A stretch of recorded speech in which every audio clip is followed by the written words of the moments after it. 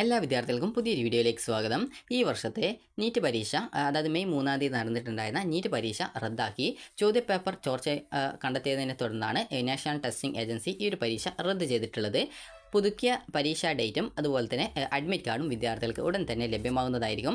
NEET.NTA.NIC.in എന്നുള്ള website വഴി നിങ്ങളെ ആ ഒരു വിവരം NTA അറിയിക്കുന്നതാണ്. അതുപോലെ തന്നെ വിദ്യാർത്ഥികൾക്ക് ഈ ഒരു വിവിധ ചാനലുകൾ വഴിയും അതുപോലെ തന്നെ വിവിധ സോഷ്യൽ മീഡിയ ചാനലുകൾ വഴിയും നിങ്ങൾക്ക് ഈ ഒരു കാര്യങ്ങൾ അറിയാൻ സാധിക്കുന്നതാണ്.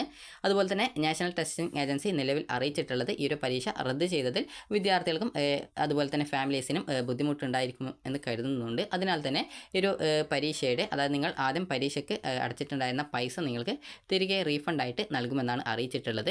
അതിനുശേഷം ഈ ഒരു പരീക്ഷ ഈ ഒരു NTA ചെലവിൽ അതായത് ഇൻറ്റേർണൽ റിസോഴ്സസ് ഉപയോഗിച്ചുകൊണ്ട് നടത്തുമെന്നാണ് ഇവിടെ ഇതുമായി ബന്ധപ്പെട്ട് ഇന്ന് വന്നിട്ടുണ്ടായിരുന്ന പ്രസ് റിലീസിൽ അറിയിച്ചിട്ടുള്ളത്.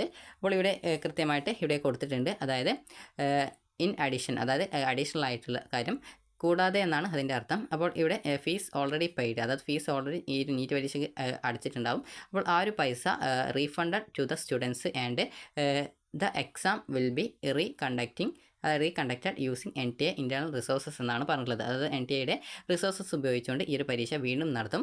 പരീക്ഷയ്ക്ക് അടച്ച പൈസ നിങ്ങൾക്ക് തിരികെ നേരത്തെ അടച്ച പൈസ റീഫണ്ട് കിട്ടും. അതുപോലെ ഈ ഒരു പരീക്ഷയ്ക്ക് പുതുതായിട്ട് നിങ്ങൾ വീണ്ടും രജിസ്ട്രേഷൻ ചെയ്യേണ്ട ആവശ്യമില്ല.